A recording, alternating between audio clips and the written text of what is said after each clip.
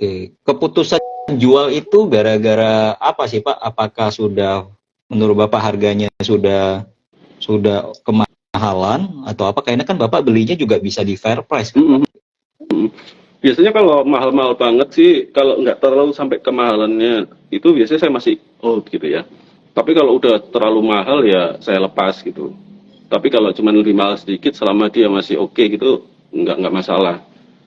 Ya meskipun mungkin nanti returnnya jadi tambah dikit juga gitu, tapi nggak ada masalah. Tapi yang jelas kalau ada something yang ada masalah gitu di bisnisnya gitu ya, dan itu lumayan berat gitu ya. Apalagi kalau terkait sama utang gitu, yang kayak gitu itu biasanya saya nggak berani ngambil resiko sih, gitu. Langsung saya lepas, kira-kira gitu. Oke. Jadi itu juga menjawab pertanyaan dari audiens. Ada yang tanya kapan harus take profit sahamnya ya. Jadi gambarannya sudah dapat tadi Hmm. dari gambaran cerita Pak Hita ya. Oh satu lagi, kalau Oke. ada yang lebih bagus, Hmm, kalau ada yang lebih bagus, masuk ngapain akal. ya? Itu kan, gitu. Istilah gini, dia mungkin udah lama ini bagus gitu ya. Terus kemudian kita nemu, loh ini ada bagus, tapi duitnya cuma segitu gitu kan, mau nggak mau ditukar kan? Gitu Iya. aja, simple. Oke. Masuk akal, masuk Pak akal Ita Pak. kemarin ngikutin RUPS-nya PTBA nggak Pak? Itu ramai banget loh Pak, banyak yang euforia 100% itu. Iya kalau ngikutin sih enggak, cuman kan itu orang kemana-mana ceritanya jadinya itu kan. Kemarin nggak perlu ikut RUPS udah tahu isinya apa. Terus gimana tuh Pak Oke. komennya Pak untuk PTBA? Oke apa gimana gitu? Ya kalau saya lihat sih ya, kalau batu bara, I don't know ya. Dari beberapa waktu yang lalu memang saya bilang kalau harganya coal itu sampai 400 itu memang berat sekali ya. Ya memang pertama ya tinggi harganya, yang kedua itu kan untuk ekonomi juga berat sekali gitu. Jadi kalau secara keseluruhan itu ya bisa tertekan, nggak jalan-jalan juga ekonominya. Ya sekarang kan udah mulai turun. Kalau saya lihat ya ini cyclical ya. Saya juga terus terang nggak pegang lagi udah untuk yang coal. Kalau itu sih memang kalau kemarin kan untungnya gede banget ya dari saham batubara ya. Wajar aja mereka bagikan dividen gede gitu loh. Karena gini, karena ya momentumnya mereka dapat untung gede banget dari kenaikan kemarin, ya dibagikan sekarang. Cuman kalau nextnya nggak mau komentar saya udah nggak pegang soalnya. Iya ya, aku juga rada-rada susah sih kalau misalnya ditanya sama orang gimana gitu ya, kan kita nggak tahu hari esok kayak gimana ya kan Pak ya. Nggak tahu saya. Bener. Iya. Tapi Papa Raita itu kalau misalnya monitoring saham itu biasanya berapa hari sekali atau memang setiap hari kayak aku gitu? Kalau aku kan setiap hari nih Pak diliatin gitu. Kalau Pak Rita gimana? Iya, ya mestinya sih nggak terlalu sering-sering ya biasanya ya. Cuman kalau kalau kalau lagi nganggur banget itu biasanya suka ngeliatin, makanya saya nggak suka kalau nganggur kayak gitu. Jadi cenderungnya buka handphone lagi gitu kan. Nah, apalagi Makanya kalau Wah, lagi naik banyak sama turun banyak itu kan orang cenderung jadi sering ngeliatin kan kayak gitu kan, apaan nih gitu.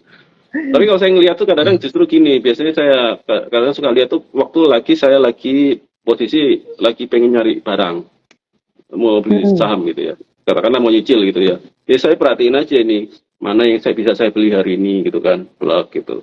Saya kalau beli kan nggak langsung banyak tuh biasanya. Saya belinya bertahap gitu. Jadi kalau oh ini ada yang lagi murah nih, oh bisa tambah atau mungkin ada yang baru bisa masuk gitu. Ya kira-kira ngeliatinnya seperti itu sih. Jadi metodenya belinya juga nyicil gitu ya Pak, nggak langsung HK gitu nggak ya Pak? Enggak sampai segitu saya. itu ada yang komentar tuh Pak, katanya lebih enak liatin Cialin aja katanya daripada liatin monitor, lebih seger kan. Aduh Pak. coba Pak Henjo daripada ngelantur dilihat pertanyaannya Pak. Ada beberapa pertanyaannya sudah langsung dijawab itu. Tadi ada yang nanya kan tentang PTBA dividennya gimana supaya nggak FOMO, ya sudah clear juga ya. Kayaknya tadi langsung secara ini sudah terjawab. Kita lihat ada pertanyaan apa lagi ya yang ada satu pertanyaan yang nakal Pak. Bapak tapi boleh menjawab, boleh juga enggak. Tapi pasti banyak yang menunggu. Pak Hita, top 3 holding sahamnya apa nih sekarang? Nggak jawab nggak apa-apa, Pak. Jangan Nggak dong, apa-apa. Pak. Nakal banget ini memang. Nakal banget. Nakal itu, Benar. aduh ini pasti penontonnya Iya. Bapak ini nakal. Iya, salah satu yang ada, pokoknya dari tadi yang saya omongin ada lah gitu ya, dilihat-lihat aja sendiri gitu. Iya. Jadi kita memang nggak ini ya sampai sedetail gitu ya teman-teman. Tapi kalau Anda ngikuti dari awal sampai akhir, saya yakin kita semua ya kalian pasti akan mendapatkan banyak bocoran-bocoran halus lah ya, kata orang bocor halus. Iya. Nah, jadi udah bisa dapat gambaran. Oke, kita lihat ada pertanyaan apa lagi ya? Ini nih Pak, ada yang menarik nih Pak, aku bacain ya Pak. Oke, silakan. Yopi Sobles, Pak Hita, dari 19 tahun, kenapa Bapak lebih milih growth stock daripada value investing? Gini, kalau yang dibilang value investing mungkin kalau orang-orang selama ini mungkin kalau di dunia saham itu ya mungkin kayak deep value sebenarnya ya. Yang pengen yang PDV-nya rendah banget gitu ya. Deep value gitu ya. Ya biasanya apa ya? Ada satu hal yang kenapa saya milih growth itu karena saya suka bisnis yang hidup gitu. Maksudnya bisnis yang tumbuh, dia masih ada plan-plan yang menarik gitu ya ke depannya, dia itu mau ngapain gitu ya. Terus kita bisa track kinerjanya inline nggak sama rencananya dia tumbuh gitu. Tapi kalau kita lihat yang murah banget kan biasanya kan dia itu perusahaan yang ya mungkin bisnisnya ya udah kayak gitu aja gitu. Cuman kebetulan lagi murah banget. Ya ini cocok-cocokan aja sih, saya kayak gitu juga yang mungkin nggak terlalu cocok ya soalnya ya biasanya. Ada sih saham saya yang kayak gitu itu kadang-kadang juga ada muncul. Saya nggak batasin sih, tapi saya lebih cenderung cari yang perusahaan yang tumbuh gitu ya, yang dia hidup gitu loh istilahnya bisnisnya berkembang gitu. Nah, itu sih kira-kira. Oke Pak. Jadi terjawab ya untuk yang tadi bertanya tentang itu. Ayo, apa ada lagi Ada, mau Pak. bertanya? Ini ada lagi nih Pak, namanya saham banget, Per PBV. Pak mau tanya, Per PBV. Pak mau tanya, kita itu pakai berapa sekuritas dan bagaimana pengaturan untuk portofolio saham Bapak? Terima kasih Pak sebelumnya. Saya pakai dua, terus ngatur portofolionya ya saya bikin sama aja sih sebenarnya, gak ada bedanya. Cuman salah satu yang aku tuh kenapa ada dua, kalau yang satu itu ini sih apa? Saya percaya atau enggak, saya nggak pakai OLT yang satu. Oh ya? Nggak pakai OLT, isi serius. By Ini phone. masih telepon? Enggak, saya masih telepon ya. Serius nih. Dan saya Kenapa, Pak? waktu ditawarin sama brokernya gitu kan, Pak ini ada OLT-nya mau nyoba, enggak lah saya by phone aja lah. Saya bilang, ntar saya kebanyakan beli jual lagi. Tapi gitu. Atau males Pak ngimputinnya cuma 50.000 Pak. Capek. Itu Cialin kalau itu bukan saya. 50.000 lot kan? Iya, jadi kalau mau beli 30 juta kan capek Pak inputin 50.000 gitu. Iya makanya. Ya. Siapa Ya, gara-gara itu Pak kita bukan ya Pak. Sebenarnya saya senangnya kalau saya minta misalkan ada riset tentang ini enggak gitu ya, saya lagi kan ada yang bisa bantu nyariin gitu loh. Itu kayak enaknya sih kira-kira. Oh, jadi Intinya biar brokernya nggak gaji buta lah ya Pak, nggak terima komisi buta tuh. Ya enggak lah, dia juga eksekusi transaksi ya enggak gabut lah. Oke. Ini ada lagi Pak pertanyaan nih Pak dari DRG Vincent. Pak Hita sekarang lagi naksir sektor apa? Waduh, itu dokter gigi ya? Waduh, dokter gigi juga di saham sekarang ya Pak? Iya, saya baru tahu. Itu yang mana orangnya ya? Itu kalau saya nggak salah Pak, itu nakal banget sih Pak. Nakal Iya, banget ya, itu kayak kenal ya, coba. Iya. Siapa yang mana? Itu teman kita Pak. Kalau nggak salah itu ABS-nya sering minus Pak. Saya juga bingung gitu. Jangan macam-macam lah. Nanti gigi kita dipotong dulu sama dia. Iya, hati-hati itu. Iya Pak, dijawab dulu. Saya bisa sampai lupa. Nanya apa tadi? Otomotif. Iya, otomotif.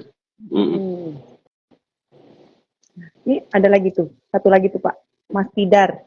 Di suatu perusahaan yang berkembang terus, NIM dan GPM masih tetap stabil, atau memilih perusahaan yang grow secara top line dan bottom line? NIM? Kenapa NIM sama GPM ya?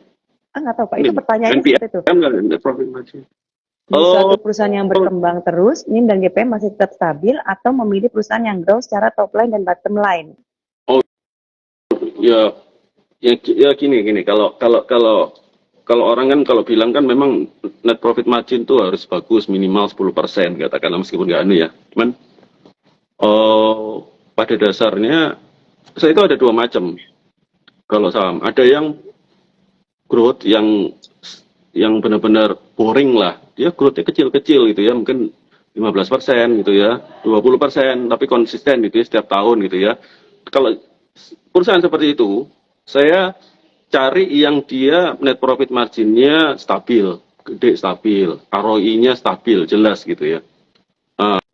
Itu dia konsisten, udah terbukti selama berapa tahun dia bisa jaga seperti itu.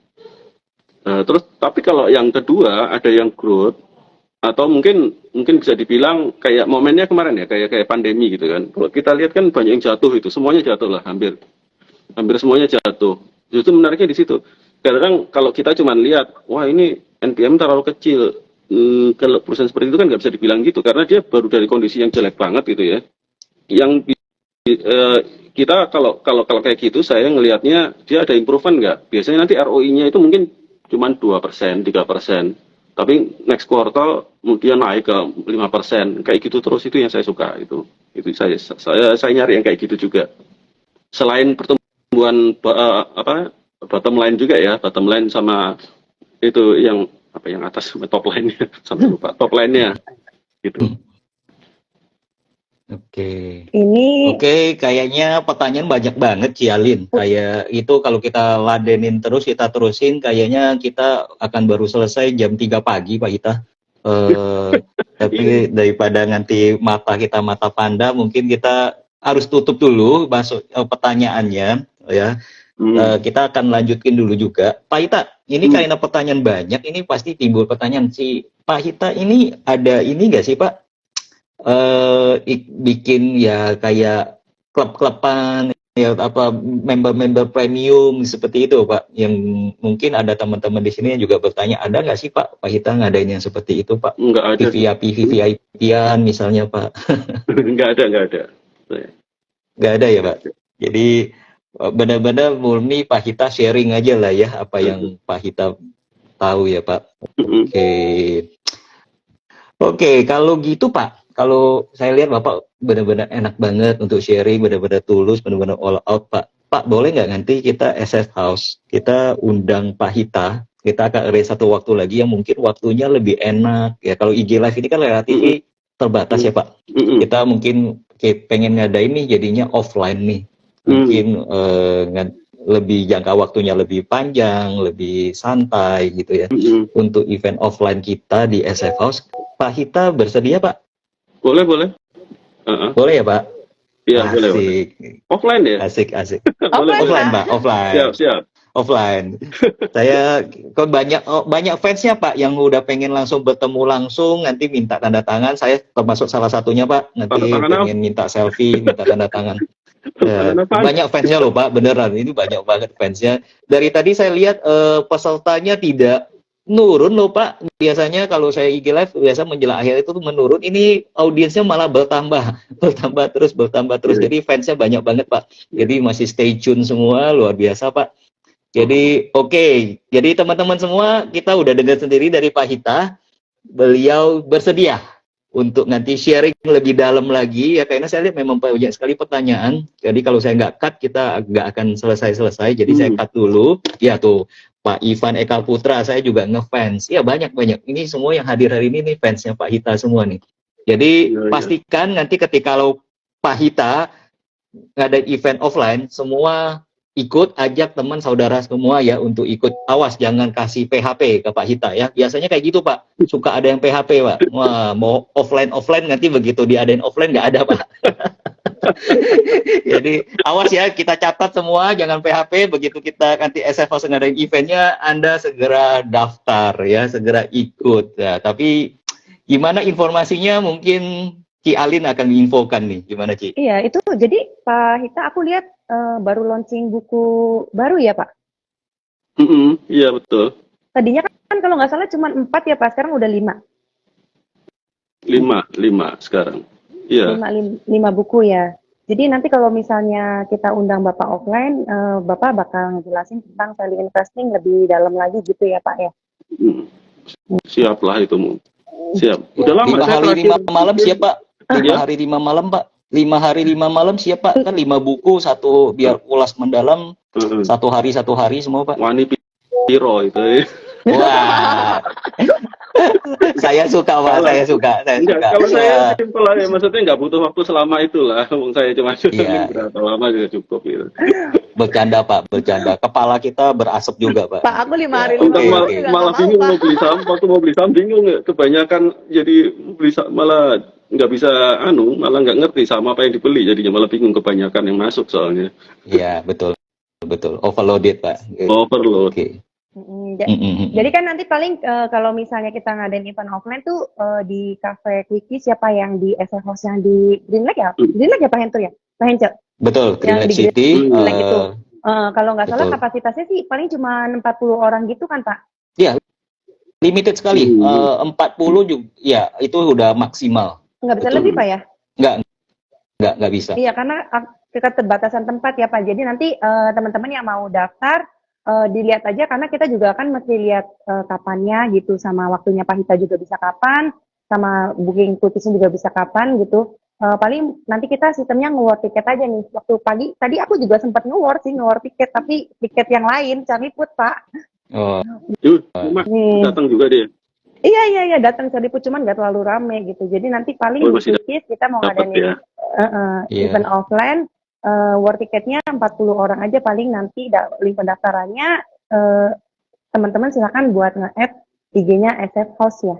Di SF House iya. itu di-add aja nanti link pendaftarannya kita simpan di situ. Kira-kira Pak kita ada yang mau diomongin lagi nggak Pak?